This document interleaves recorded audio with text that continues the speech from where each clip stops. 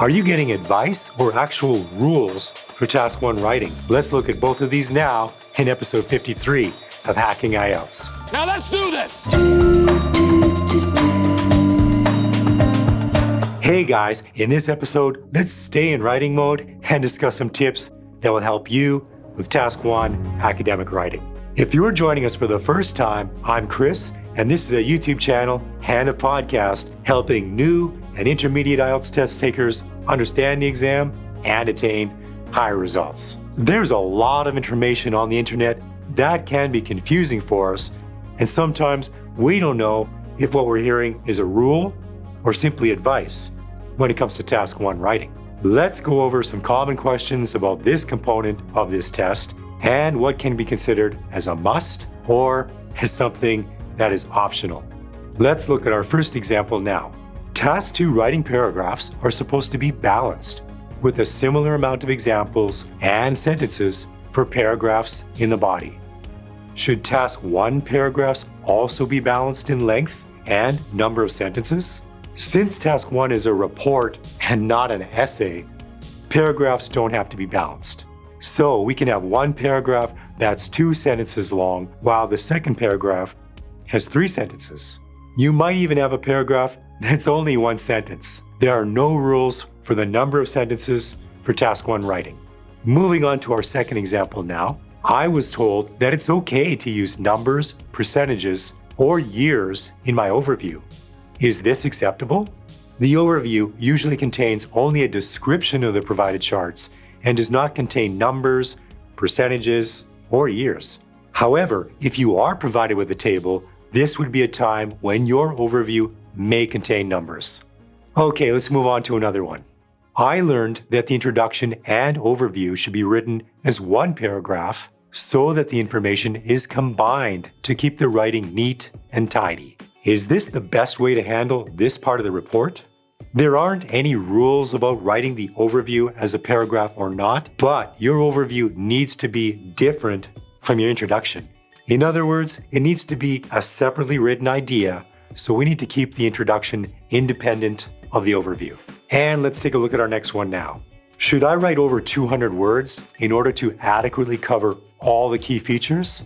We need to keep in mind that we need to highlight key features and select information, since this is worth 25% of the Task 1 mark. However, if you are writing over 200 words, this is far too much information. And this means you're not showing the skill of selection, but writing about minor details. Let's look at another one now. Sometimes when I write an overview, it ends up being longer than the paragraphs for reporting key features of a diagram. Is this acceptable? We have to keep in mind that our task is to select and report only the main information or features. So if our overview ends up being longer than the main paragraphs, we end up listing. And listing will cause us to lose marks on this task. Let's look at a concern based on time. I know we're provided with 60 minutes to complete both tasks 1 and 2 writing, and task 1 is only 20 minutes. Could I start with task 2? And can I use more time for task 1? It's suggested that we spend approximately 40 minutes on task 2 and only 20 minutes on task 1. However, you could start with task 2 if you prefer, since it's worth more than double task 1, and spend less time on this task. It's really up to you, and it's even suggested by some teachers to begin with task 2 instead of task 1. The choice is yours to make, and IELTS makes the time recommendation only. But you'll have no longer than 60 minutes in total. Let's talk about grammar now. Yeah, baby! Some teachers are telling their students that they can get more marks for using the passive voice for task 1 writing. Is this advice accurate? Like every component of IELTS, we need to employ various tools when appropriate. If you try to work in using the passive voice simply to get a higher score, it may backfire on you. We need to make sure that we are using the passive voice only if a diagram calls for it. While the passive voice is often used for task 2, it's not used very often for task 1. But there might be a chance you receive a diagram which employs a combination of both the active voice and the passive voice. There you have it, some advice versus rules for academic task 1 writing. Okay guys, this wraps up things for this week.